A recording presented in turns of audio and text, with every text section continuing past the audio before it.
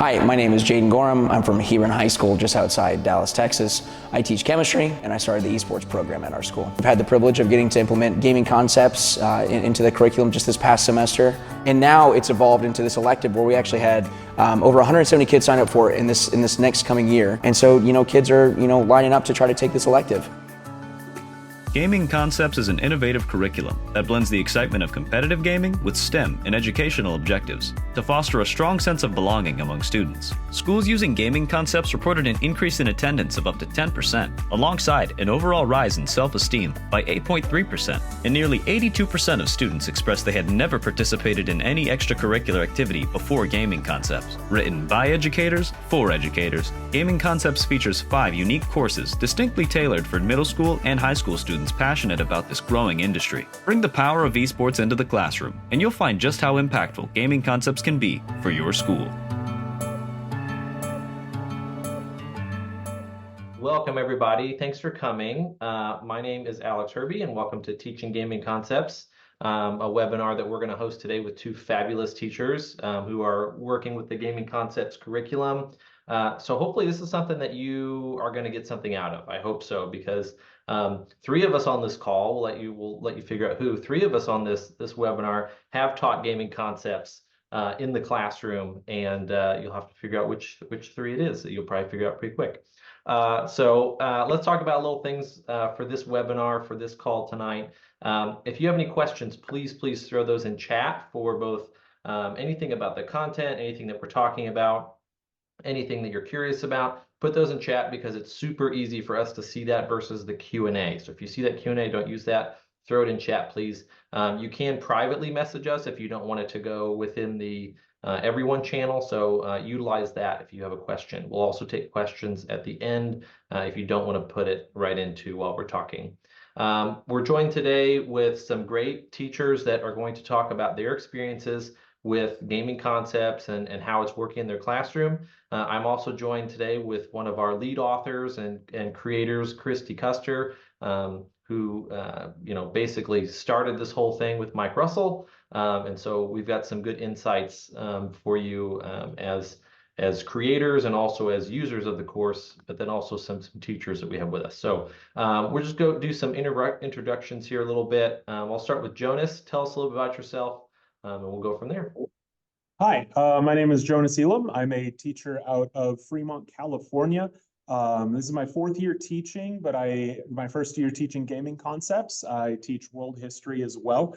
I spent most of my college and slightly after college career working in the professional esports industry and the collegiate esports industry, doing a whole lot of the same stuff covered in the interactive media class. So I've been really excited to be able to implement that. And in my interview for my job, I told my principal that someday I wanted to teach classes related to gaming and media design and things like that. And even though it took a couple years, we got there, and I'm really excited to be here. Wonderful. Thank you, Jonas. Jamie.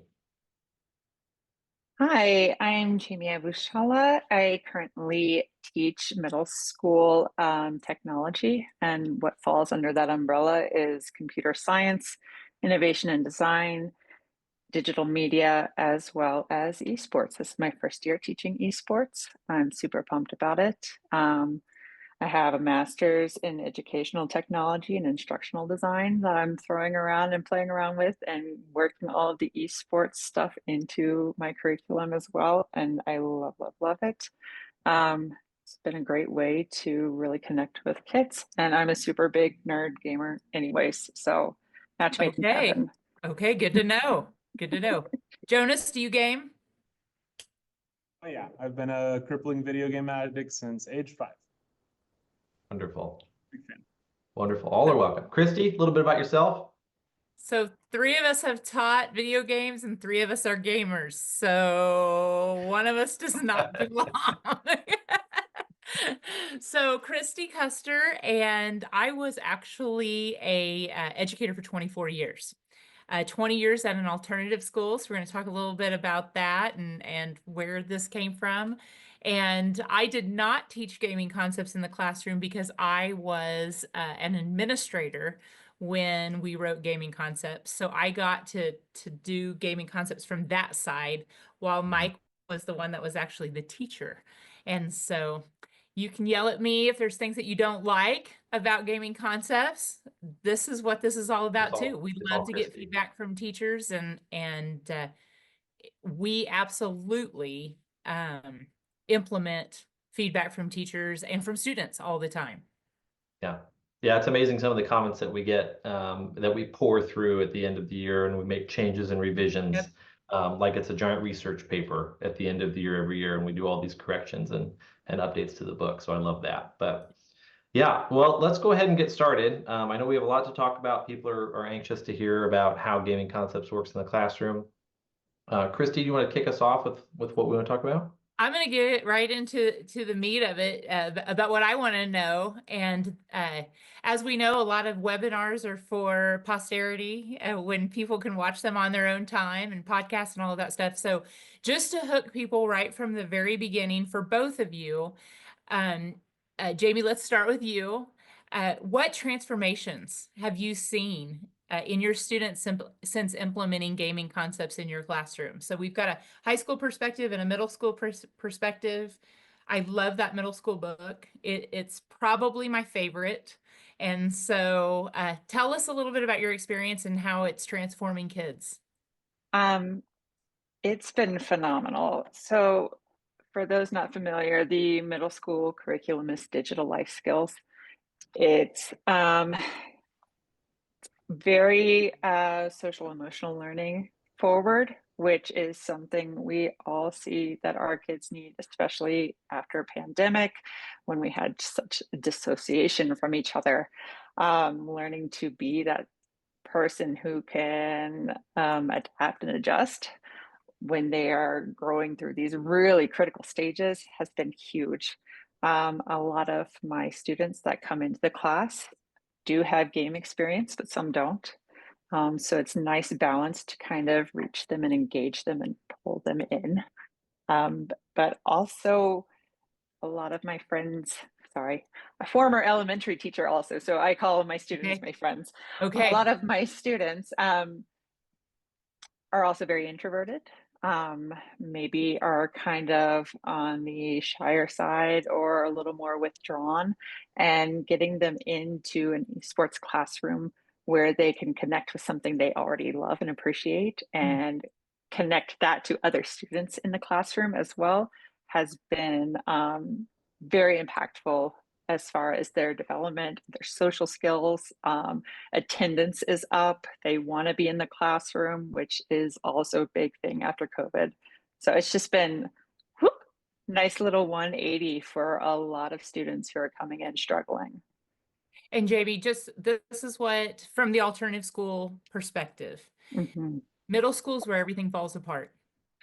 Absolutely. For 5 or 6 years, hold hands and stick together, and you've got the mama papa duck who is leading us along, and then all of a sudden you're thrown together with all your friends, and people are sports people, these people are drama theater people, band people, and then there's this group of kids that they just don't transition well. And so that is absolutely what that middle school book was written for, is that transition period, either from elementary to middle or middle to high school. And so I'm so glad you brought that up, and I'm so glad that's working for you. Yes, middle school is a weird time for all of Weird. us, and it's So such a weird. short turnaround. So for them to be able to make those kinds of connections and development in that short period of time is huge for when they move up to high school and they start looking at, the higher curriculums and just going in with confidence that they need to be able to be successful. Yes. Thank you for that. Jonas, give us some high school perspective. What are you seeing? What transformations? So I think the biggest takeaway that I have from a lot of my students is a lot of them feel more comfortable after a semester. I mean, it only took a couple of weeks, but seeing it at the end of the semester, they feel more comfortable just taking risks and trying new things and exposing themselves to challenges. Whereas when I started, and having taught probably 70% of my students in history before, a big selling point for a lot of kids the first time was they got to have me a second time. And so it's been cool to see some students I've taught for 1 or 2 years already They're just more comfortable experimenting. They know that there is no consequence for a project not turning out as well as they wanted. Like there's no, nothing bad is going to happen if they are vulnerable in a journal or in a discussion board and they're being their authentic selves. Like nothing bad is going to happen. And I think that a lot of that is due in a big part is the way that the curriculum is structured, but also I think just that the students all go into it feeling similarly and they realize after a couple of days, oh, everyone's a little bit nervous. The social emotional side of the curriculum is something I sell to parents and to administrators, and I mention to students, but it's definitely not a reason that students sign up for it. And then when they get there and it's such a big part of it, they are a little resistant at first because I have freshmen all the way through seniors. I have a little bit of everything. Okay. Within weeks, they realized, wow, this is super duper valuable. And I think that going with that, just the comfort of expressing themselves has been really, really cool. And the other big transformation I saw, I did a poll at the start of this semester just to get a feel. And I said, how many of you went into this not realizing it was a media or design class? Because on our course catalog, it just said gaming concepts, no additional description. Almost every hand went up. I said, how many of you would not have described yourself as an artist or historically avoided art? Like 80% of students. I said, now how many of you have created at least one project that you feel really passionately that you are proud of it and that it represents your best effort and that you want to go show people? And every single hand went up, including the kids who never raise their hands, even if it's, who's present. So I think that level of engagement and comfort in exploring a new aspect of their lives and their identity has been super duper cool. Jonas, I'd like to stick a little bit with those kids that never raise their hand. Because those at the alternative school, I had a lot of those. That was absolutely who this curriculum was written for, was those kids that it was hard to engage them. They were disengaged from school. They had bad experiences in school, and they thought nothing in school is for me. Can you talk a little bit? Have you had experience with those disengaged kids and what you saw and how that works? I'm gonna explain this through a really specific example. I get called a lot to attend IEP meetings as the general ed teacher present because so many of my students who are special needs or who are being examined for extra support have D's and F's in all of their classes except for mine. And people know that I am not an easy A teacher. Like I am not a particularly strict teacher, but it's not like it's a free A. And I get pulled in to talk a lot about what is different. And the big thing that I always say is everything should be a chance for them to explore themselves and for them to choose a topic that they're passionate about. And I think I have 1 or 2 students that are still kind of on the outskirts of being engaged, but it's because of home life things that they've already talked to me about, that they know that the class is fun and they're doing their best, but it's not them, or it's not school. But I have so many students that this is either the only class they're passing, the only class they have an A in, or what I've heard from a lot of parents, the only class that they talk about with their parents with any sense of positivity, including other electives sometimes. And I think that that's really, really cool. I've had nothing but wonderful comments from parents who've noticed a difference in some of their kids. How was school? I don't know, versus how was school? Oh, it was awesome. I'm designing a video game where I am the main character and I'm making a video pitching it to a developer. Like that's a story. And I think that that's really cool. Jamie, how about down in the middle school and those disengaged kids? Yes, there are tons. And it is really cool to watch. And it's very much like Jonas said, it's the first little couple weeks, they're sort of feeling stuff out. If they haven't been in this class before, I have some repeat students, but if they haven't been in there before, they're really uncertain. A lot of them come from difficult situations at home, perhaps, or maybe just not a very supportive environment. And they come into the class and they've got their head down and they are just completely shut off. And once they start hearing about some of the things we're going to explore throughout the semester, and I get to show them some of the gaming setups that we have for them to trial, starts to perk up a little bit.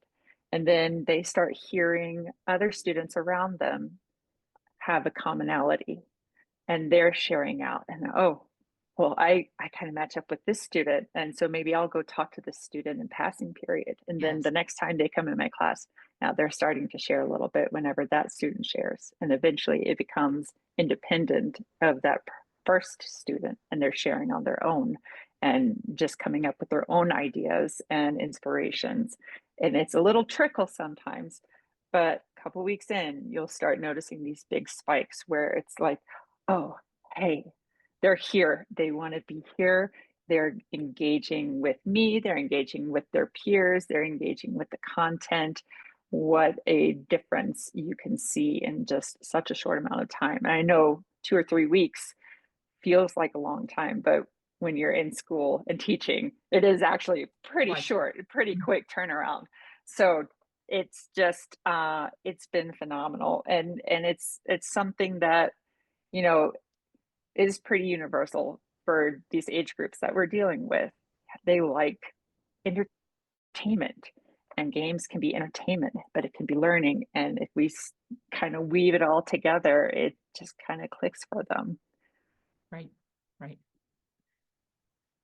Well, Alex, you want me to jump over to you for a minute, Right. or yeah? Yeah, I mean, yeah, as somebody else has taught it, and it's kind of funny because I kind of span both Jamie and Jonas's place because I taught at the middle school level and then I moved to the high school level, and teaching everything. And I have the same credentials that Jamie has with the tech integration and the masters in that, and then also taught some social studies and things at the high school level, and then got moved in. I mean, I taught everything from everything. You do see these kids that come in and they don't know where to fit. And gaming is that thing that just kind of makes everyone so comfortable because I don't know if it's because they've been doing it for so long or that's what they associate with, comfort or, relaxation or something at home.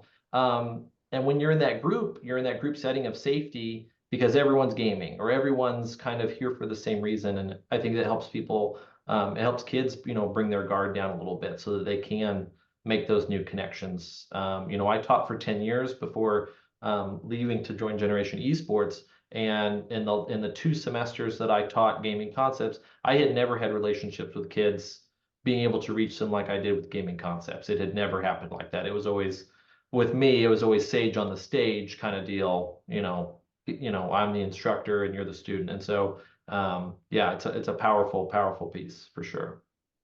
So, we've talked about, what it does for kids, right? We wanted that to get everybody psyched about, oh my gosh, this is really good. But like, how does it work? And obviously I'm asking that rhetorically because Christy and I know how it works, but if I can start with you, Jonas, but like, walk us through a typical lesson in class and what does a day look like using gaming concepts? Totally. So first, I will disclose that my school is on a 4-day-a-week. We have block periods, so I only actually see my students 3 days a week, and 2 of those are for 100 minutes. The curriculum as written is for 5 one-hour classes a week, so I am losing 40 to 50 minutes of that, but we make do. So generally, I don't think of a lesson as an individual day. I think of it as a series of days to cover the same topic, because not every day is going to look the same. But I can say that in a period of 2 block days or a 1-hour day and a block day, the following things will occur. There'll be some kind of hook discussion where we'll talk about kind of what the goals that we're coming into this next segment is, and what individuals are curious about, what they want to make sure that they get out of it. One of the nice things about things spanning over a couple of days is that gives me time to go home and think about, oh, cool, these students wanted this aspect added to it. What can I do? I don't know why it is escaping my brain the order, so I will just say things that generally happen. Everything. I'm a Boy Scout, so I'm a big fan of what we call the EDGE method, which is explain, demonstrate, guide, enable. So I'll always do verbal overview of whatever the topic of the project is. I'll do an in-person or live demonstration on the projector where students can follow along. Then they will work on a simplified version of whatever it is where I'll walk around and help them. And then they'll have time to just go do whatever the task is. I am a big fan of the discussion boards that we have. The discussion boards, we usually will do about 5 minutes to think and plan and write, and then a couple minutes to reply. And then I'll always take 5 to 10 people to share, not necessarily what they thought, but what something that they read that resonated with them, even if it was from another student. So we share it verbally. And then pretty much every class period ends with one of the journals, unless it's written in such a way where it makes sense to do the journal in the middle, which I think is kind of cool that sometimes that's how it works out. And I always give 5 to 10 minutes to work on the journal. And then if they're comfortable sharing it either with the person next to them or out loud, sometimes they are, sometimes they aren't. Yeah, it's hard to say because every lesson is so vastly different. There isn't really a typical day, but those are things that are involved that are good. Okay, Jonas, Jamie, I how does have- it work? Because Alex, can I just, this is one thing that I have to say. So we get this all the time. It's gaming concepts. We're an esports company. Where were the video games? Yeah, my district, I don't have them. Yeah. We have, they have whatever they can play in their browser, which we workshop some things for a bit. It is the end of January, and I am just now being told I will probably have everything in a month. So a lot of it has been reflective discussion for all of the things that are like purposeful play. For example, one of my favorites is like color theory and talking about video games that playing games that you think represent different moods really, really well. So a lot of it is more discussion focused and then having them find videos where they watch it. But once we actually have that, I can do that more as intended. But it was, so it's been more theoretical so far, but once we have it, it'll be more core integrated with it. And the way that I've explained that side to parents is you are using it as a means of like analysis and reflection to understand whatever the overall goal for interactive media, at least. If we're talking about animation, you're going to want to play a bunch of different types of games that have different types of animation to see it in action. So it's a lot about the process and the team building and everything, but a lot of it's also just, it all ties together. That's what I like to say. It's not about making kids better video game players. Right. That's what the competition piece is about. That's not what gaming concepts is about. It's exploring and learning. That's what we're doing here. Exactly. Yeah. And I think that's such an important piece to hammer home for those of you that are listening, for those of you that are going to be watching this, for the transcript that comes out. Gaming concepts in no way is about teaching the video games. It is about all of the skills, all of the career paths, all of the media, AV, arts that you can do with the esports theme or lens. So yeah, absolutely. So kind of a similar topic, Jamie. I know that the middle school book's a little different because it's a little bit more story driven. Does it differ in any way for your classroom? So like Jonas, I don't have a traditional week schedule. We are on a modified block schedule, which means that I see each class period that I have 4 times a week, 45 minutes for 3 days and 90 minutes for 1 day. So on our block days, we have a solid 30-minute chunk dedicated to purposeful play time. And it alternates in the class because I do have access to some software and some consoles. I have that we've acquired kind of through fundraising and other means. We have about 18 classroom Nintendo Switches that we have to use with some Cool. game cartridges. And we also have browser-based as well. We've got a full computer lab that I am set up in. Very, very fortunate to have those things. So they do get the gaming point, which they have been super excited about, of course. But on a typical day, we come in, we do our bell work warm-up question where I kind of pose a social emotional learning question to them and they respond. And sometimes we have some share outs and then we kind of hop into what we're doing for the day. And it's nice how it is laid out with the curriculum. It's broken up into nice units and it does have that storytelling component that you mentioned for middle school. It's kind of like building your character, and each unit is a different attribute or characteristic, like strength or perception, and they're kind of building their character along throughout the semester. It's semester long for me, so I get a brand new batch of kids every spring, and I get to reach out as many as I can. But we go in and we kind of do a little discussion and overview of what we're looking at. If we've got some articles, I'll throw them up on my big screen and we'll read aloud the articles together and kind of make sure everybody's jiving with what we're reading. We've got videos usually, and we'll just kind of use those as starting points for some deeper discussions about the topics. Love the discussion board pieces also. They like being able to respond to their peers in a more subdued way where it's not necessarily they're having to be vocal, but can reply and give kudos or, you know, share their thoughts on those discussion boards, as well as the journals. The journals are fantastic. Let me tell you, I have kids coming in like, oh no, journals, that's for feelings. It's like, okay, well, guess what? We use our journals to reflect on what we learned today. We use our journals to set goals for our play, because when we use our purposeful play, we're doing it learning to learn. That's how I kind of frame it for parents and admins as well. It's kind of helping us keep track of our targets.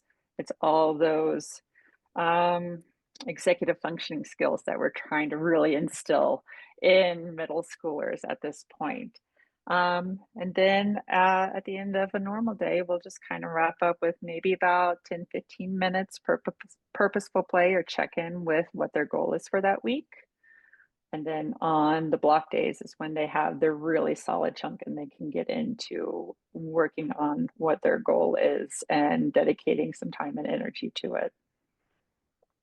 Okay. That's wonderful. And I think no matter what book you're using, Jonas, I think you said you're using the interactive media book, and Jamie, you're using the middle school book. It's so there's so much for the kids to interact with, to do, right? There's a lot of projects in the books. And so that's what keeps them focused so much on performing, is because they are like, the buy-in is so large. Like it's so deep within these kids that, you know, they want to perform for you and they want to do these things because they're passionate about it too. And, you know, like we always say that if you're passionate about it, you're going to do it well. So I think that translates very well with the gaming concepts curriculum.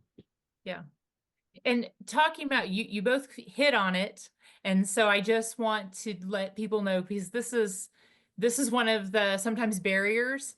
Jamie, you talked about you have consoles, you have Nintendo Switches. Can you both talk about, Jamie, we'll start with you, to like what you have to have, the technology that you have to have, what your students have, what you'd like to have, like what's the continuum here of implementation as far as technology? Okay, well, my implementation is pretty tech heavy because I am the tech teacher, and I do have some things at my disposal that maybe others don't.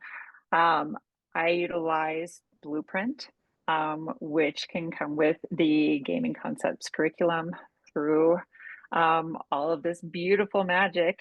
It's a nice little learning management system where kids can have links to articles that we're reading and videos. They can digitally reply to discussion boards and journals. I have kids that unfortunately miss a lot of school, due to ailments or other things. And it enables them to be like, hey, I'm going to be out for the next couple days. What can I catch up on? And they can just sign into it on their own and kind of keep up with their classmates. So when they come back to their class, they're not stressed out about being bogged down with missing work. The Blueprint classroom has been awesome to use. I also like to print out some of the worksheets sometimes and make them practice those writing skills because yes, we are very tech forward like generation, but their generation even more so. And so trying to keep some of those skills sharp for them when they get out in the big scary world, and that's going to be needed from them. It's been, you know, it's just really flexible for what I need.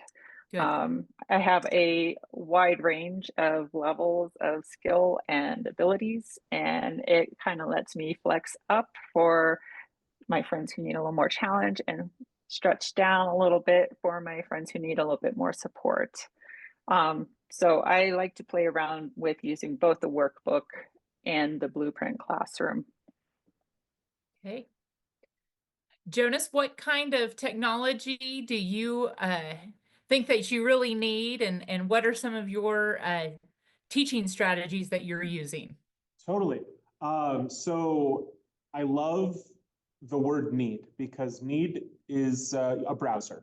If you have a browser, you can teach gaming concepts. For the first quarter and a half, I essentially had Google Chrome, and then each of them had 2 logins of Minecraft Education Edition per our contract with Microsoft. So we did a lot with just Google Chrome, and it was awesome. We used Blueprint for the full first semester. There were some needs that didn't work with our student information system. So I'm basically taking everything from Blueprint, making slight modifications, moving it somewhere else, but structurally fantastic.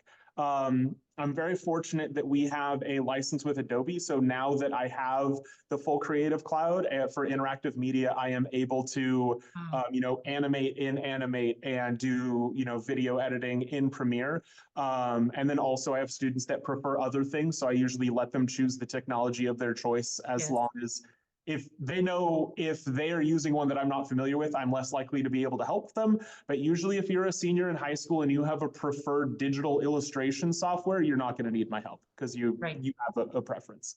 The one thing that I really wanted to share with teaching strategy that I think has been really helpful that I implemented starting at the level that I'm currently on is I switched to completely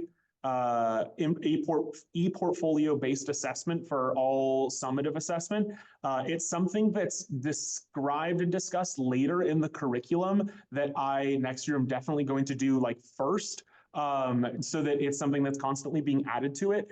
So it's something that I should have included in my typical lesson structure is any project that has multiple phases. A specific example would be right now there is reflecting on an event from their life, writing script, turning it into a storyboard, and then turning it into a video, which I would consider 4 different stages. Ultimately, you have the same goal final product. So for the different phases leading up to it, they're just graded on their progress and their reflection.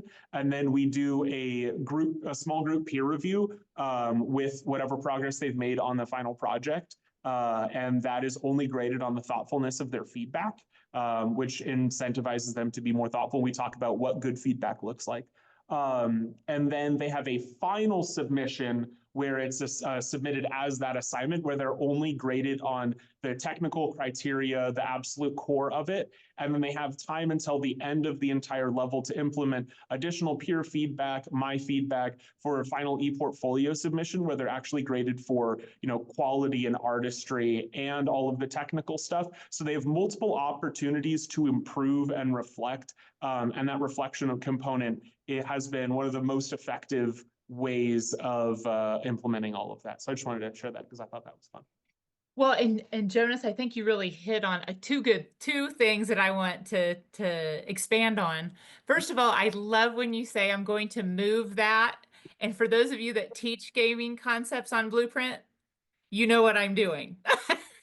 taking the lesson. And because it's so teacher friendly and because teachers built it, you can literally move or implement a lesson. You can either click and it loads all of the lessons in day by day on whatever your schedule is, or you can, drag a lesson over to a day, or you can move a lesson. And so I love that, hey, you're already making changes for next semester, next year, and you're just going to move. It's so easy to make those changes.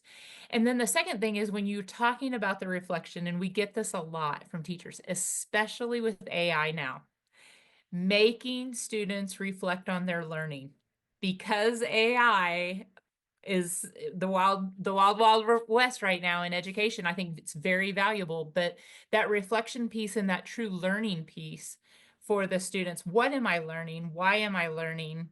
What are you learning? How could you do this better? I just think that communication piece is so valuable also. Yeah, I just want to add on to that. I am also adding the streaming and shoutcasting class as a combo broadcast journalism class next year. And the reflection and the process that they go through in the ePortfolio is super important. And I got pushback from some of my students saying, if I'm sending this to a client, do they really care about how I got there? And I said, absolutely. And I showed them a bunch of professional portfolios, showed them my portfolio, portfolios of people that I've hired to do things. And the reflection process showing your growth throughout is super duper important. And as soon as I showed a couple of real world examples, the buy-in was immediate. And that was really, really easy. Authentic learning is what we were going for there. Okay, so let's say the people that are here with us today, and maybe they're not gaming concepts people, they're a little nervous because you guys are talking about all this engagement and reflections, and you're doing projects. And I mean, there's a lot of engagement between, this was our other thing, is we know post-COVID, teachers are tired. And you guys are so excited about this. And it's almost like it refreshed your idea of teaching, and it got you excited about teaching again. And I think that's one of the other things. So for those teachers that are a little bit nervous, what advice would you give them for somebody who wants to, implement gaming concepts, but they're unsure where to start? Jamie, can you start us off? Sure. Just know, like teachers, it's super flexible. Yes. You can take what is provided and make it your own. You can tweak where you need to tweak. You can use little bits here and little bits there. If it doesn't quite sync up with your style, it is very flexible and very moldable. Which was something I was excited about when I first started teaching this, is that flexibility piece. Because again, like I mentioned, I have a wide variety of students in my classroom, and so it needs to have that adaptability. And it can be super easy to do. If you are using the Blueprint Classroom with the online curriculum, you can go in and edit your own lessons from the base lessons provided. You can add links that you want to touch on, articles that you want them to see, change up the prompts to fit what's current and what can connect to your own students.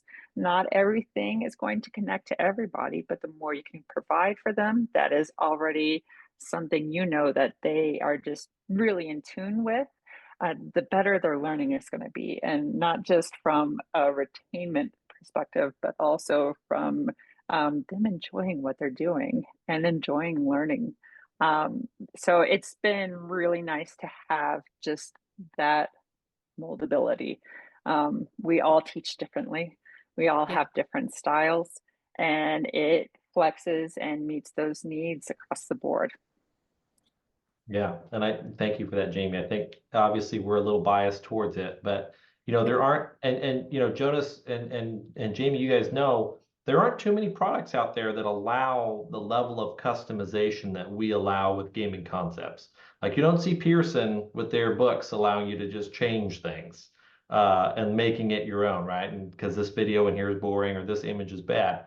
So, coming from teachers, Christy, Mike, Heidi, we all thought, you know, how are teachers going to use this the best way? Well, they're going to want to change it, and that's why we've always thought, you know, with the teacher in mind, that this is for teachers and they should be able to do what they want with it, and mold it into, you know, into their community, into their kids, into their buildings, just to make it even that much better. So yeah, thank you for that.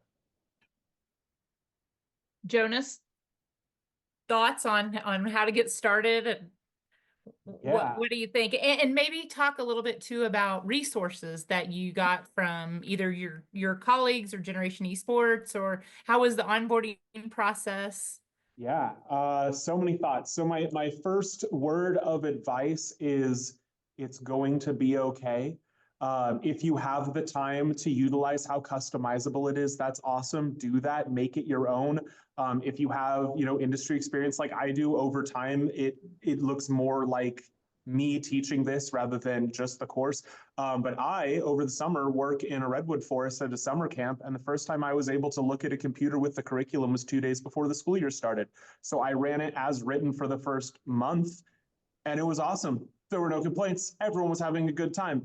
And the more I was able to, you know, customize it to the needs of my specific students, because that's, you know, most of our job as a teacher, it grew and evolved. But if you are overwhelmed with the amount of customizability that can happen, don't feel like you're not doing enough by running it as written. It is a fantastic curriculum as written, and you are the expert for your own students to know what they need.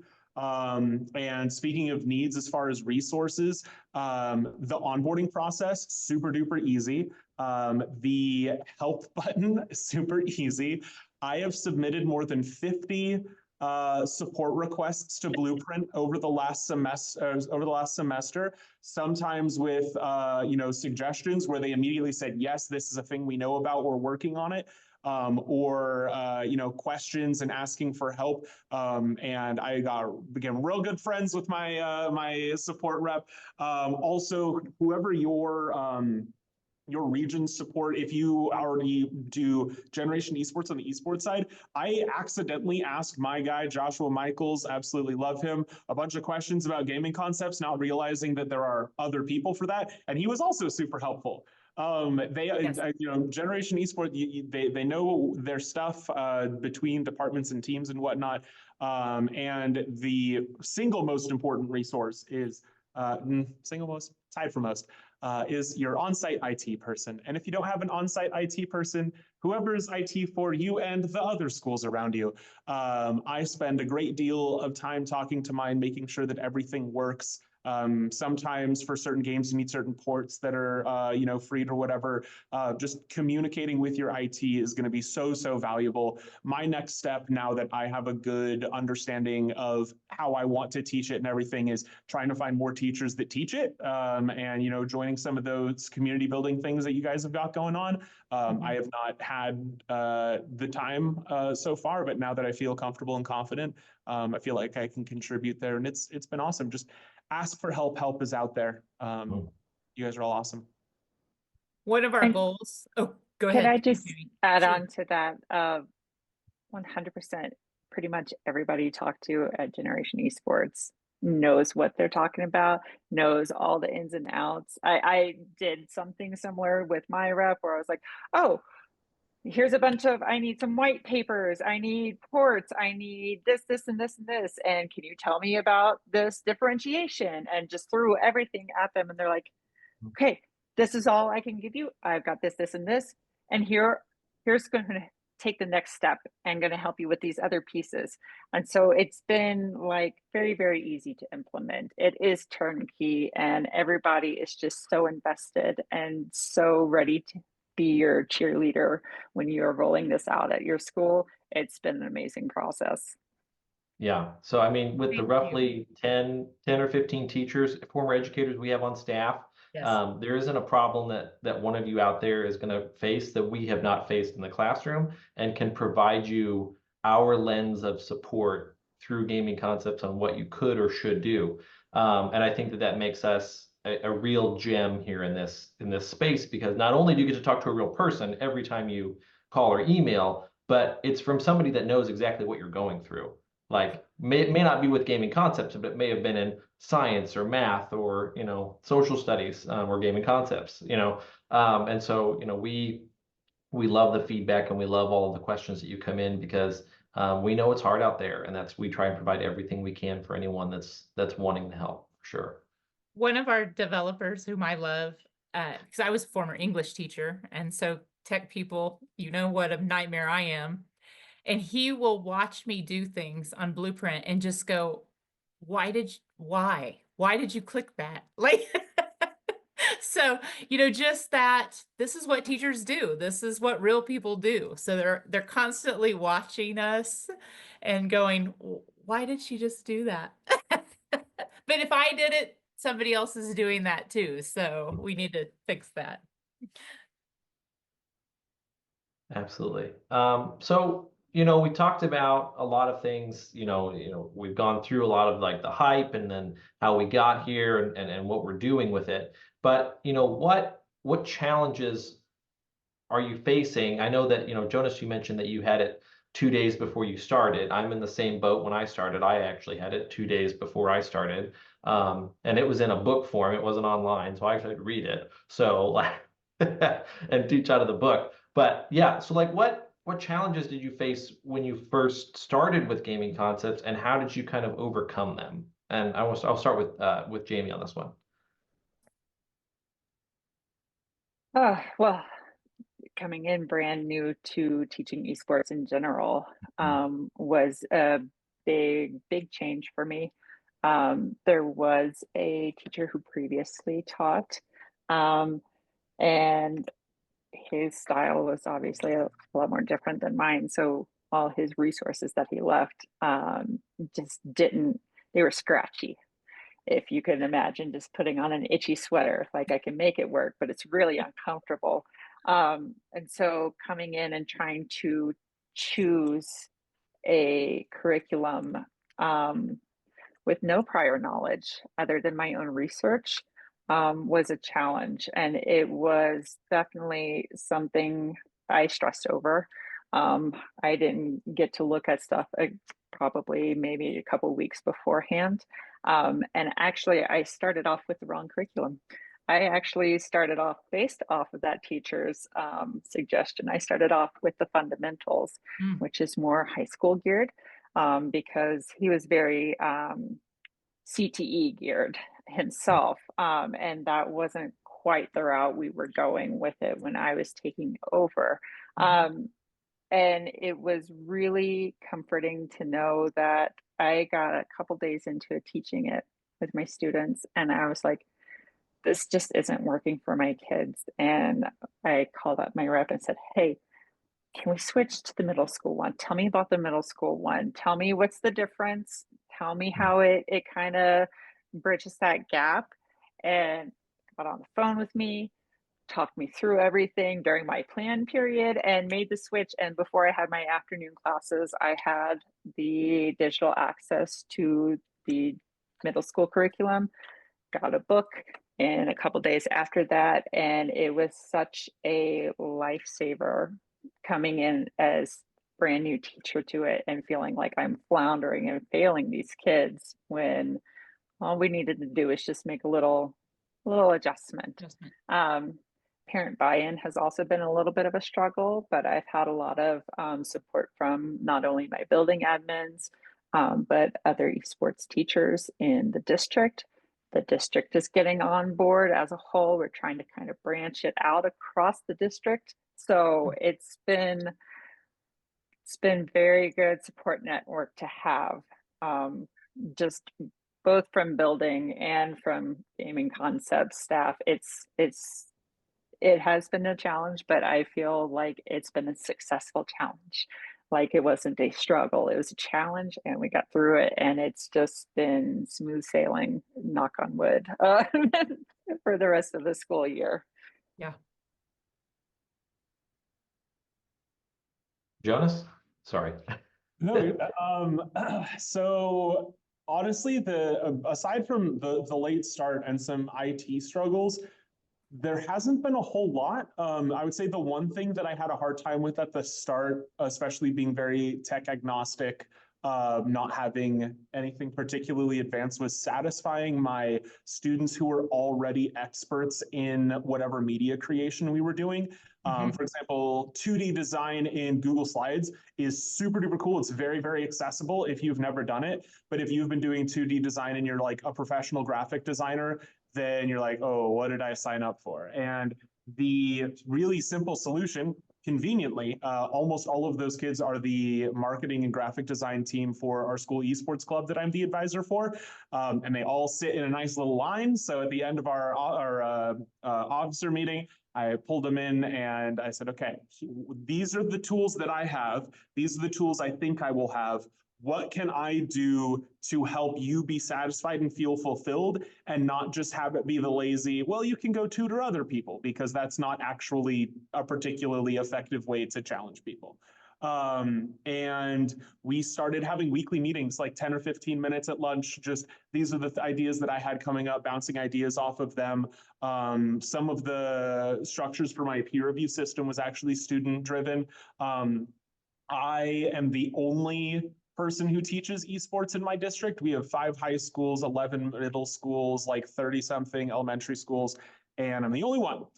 They have a Minecraft class at a middle school, couple gaming clubs. So I don't really have anyone local to collaborate with. So I've been collaborating with former coworkers from when I worked in esports media, and some of the people that I worked with in the collegiate scene that are also the people I pull in for the discussions with the people in the industry. So my big overcoming is collaborating with my students. They are my professional development network because they're the ones that are on the front lines with me. Yeah, absolutely. I mean, I think that it's great to pull those kids in and let them help you through some of these things, because as you're going through the lessons, we write them as basically as we can to be able to do 2D animation on Google Slides, or to do a video through Canva or something like that, and we provide as much direction as we can. But the kids are always already probably going to know how to do it. And so it's really great and more fun, I think, and especially for me, to learn with them and do it with them and let them go through it, or let them show everybody. Be like, hey, because there's always that kind of, at least, I found that there was always some sort of, they know more than me, and especially in a lot of areas. Yeah. You do it. You teach. Go for it. You show us how to use Canva or anything like that. And the kids feel really empowered and emboldened by that, and they take it really seriously when you give them that chance. And so lean on those kids to do some of that tech work for you and help them out for sure. I actually did exactly that, where it was specific to Illustrator, but it could have applied to anything. That there was something I had never seen before, and I had a student who did it professionally as a job. And I said, okay, I'd like you to give a 10-minute presentation on Friday. You're going to do the demonstration. I'm going to take notes, and then I'm going to replicate your presentation in the next period. And it went wonderfully. And he was super duper excited about it. So empowering your students is so helpful. He went home that night and told his folks, guess what I'm doing in school? Oh yeah. Guess what I'm doing? That. Yeah. Yeah. All right. Christy, did you have something you want to talk about? I have all kinds of things that I can talk about. Go for I'm it. looking at the time, and this is where we always flounder, Alex. This has been so good. I do want to say, if we have some people in the audience, if they have questions, throw them in here, because we're getting down. We're going to jump around a little bit on our questions and what we want to do. Where do I want to go with this? Let's talk about, because we get this a lot. Let's talk a little bit about assessment, because you guys both hit on it a little bit. So maybe just an overview. How do you measure student learning and growth in a class that's as dynamic and unconventional as gaming concepts? Jamie, I know that middle school course assessment, we always get it from typically administrators. How are you going to assess success, or how are you going to assess growth? Right. All the data that we can collect as many Yes. points as we Yes. can, that's going to help us help our students later on. But man, that's a lot of paperwork. Um, so I like to use a lot of student self-reflection. Um, because we talk a lot about individual growth and kind of that goal setting again. So when we do a lot of formative assessments of, we are checking in on, okay, well, this was our target this week. This is kind of where you were trying to aim for. Let's look back at that and let's see what steps you did to get there this week and how do you feel you did?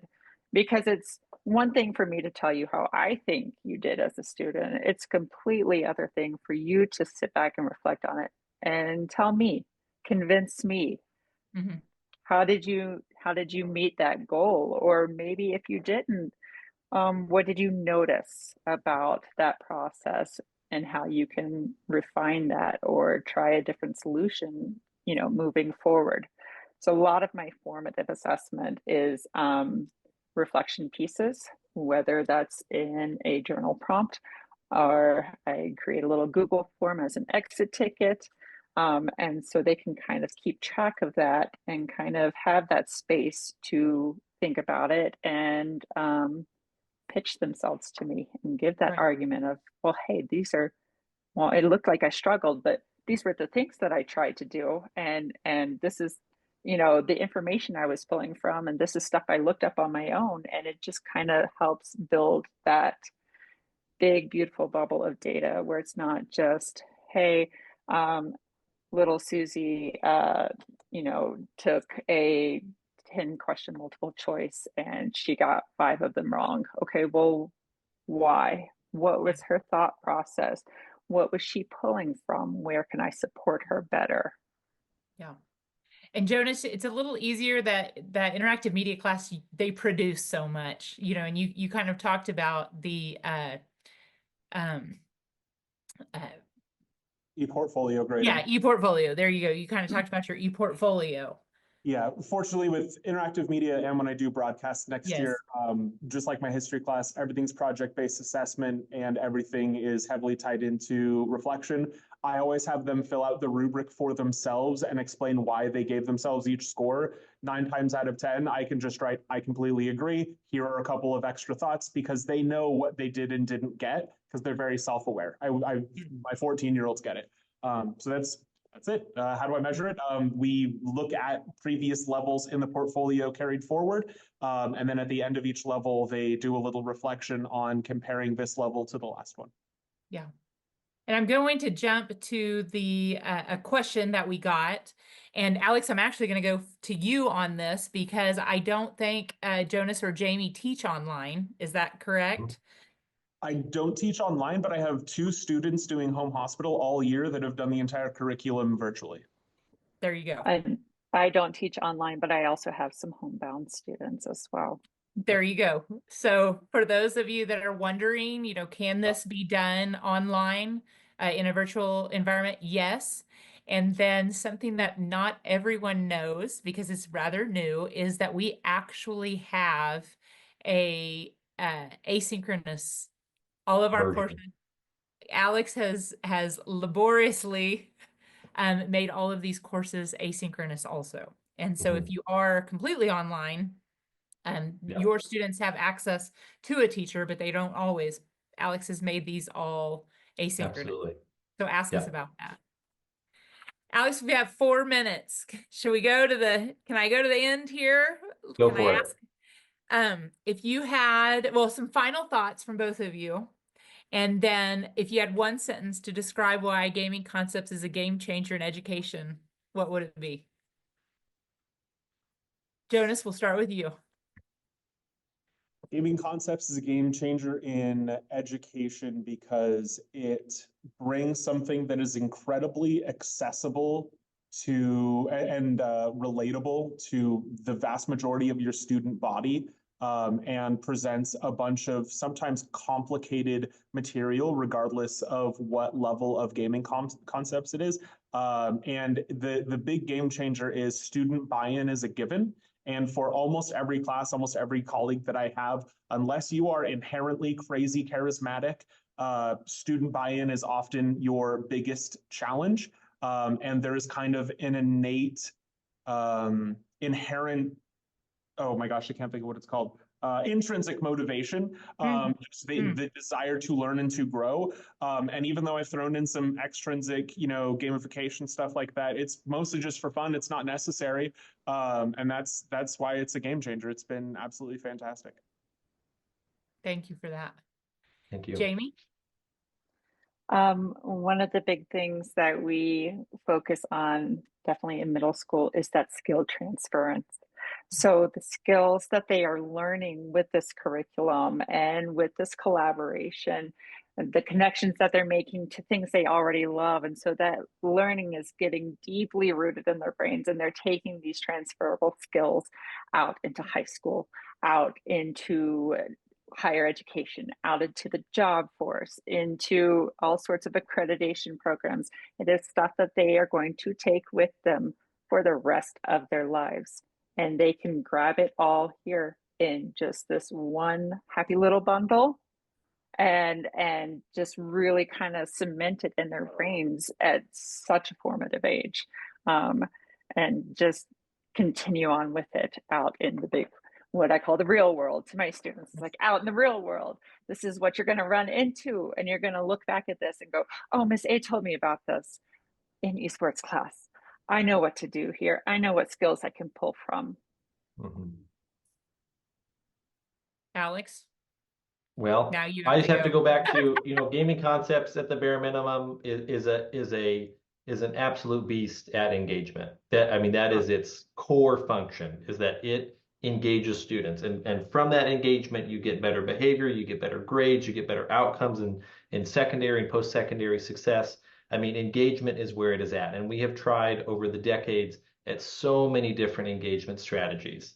It's, time off of school. It's,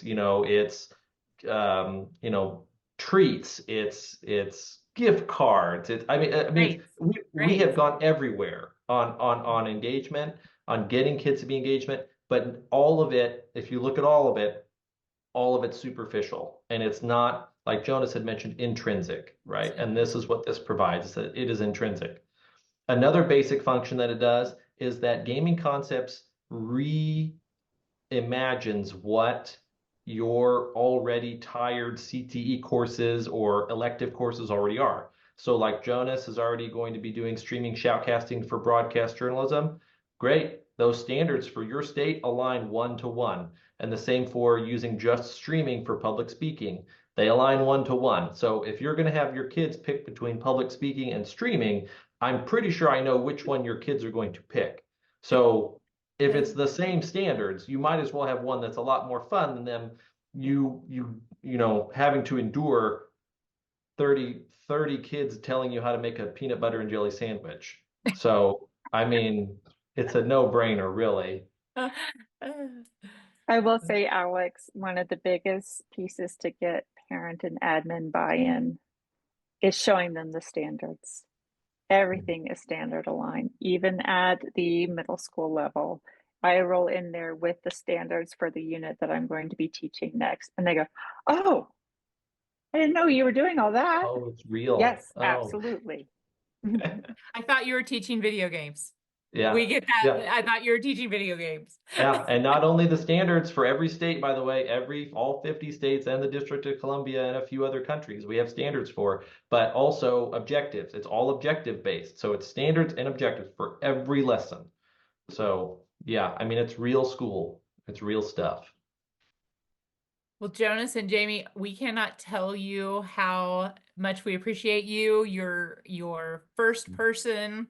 I'm really doing this. I've implemented this. I have real students. Your excitement, it just makes me excited to when you're talking about the lessons, I'm like, oh my gosh, that's a lesson I wrote. That's so cool. Yeah.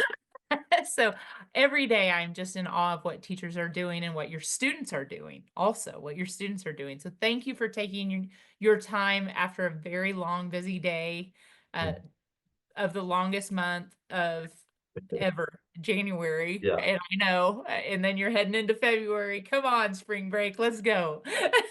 So thank you for Yeah. taking time. We appreciate it. For those of you that are online, Alex, tell them what happens. I'm taking your spot here. What am That's I okay. doing? Hey, everyone, you stuff. know, you got to read that obligation at the end. You know, if you like this content, you want to see everything that we do, please make sure you hit that like and subscribe button so you know when new stuff comes out. Register for new webinars that are on the gamingconcepts.gg site. And a little sneak preview. If you like this, you want to see it actually in action.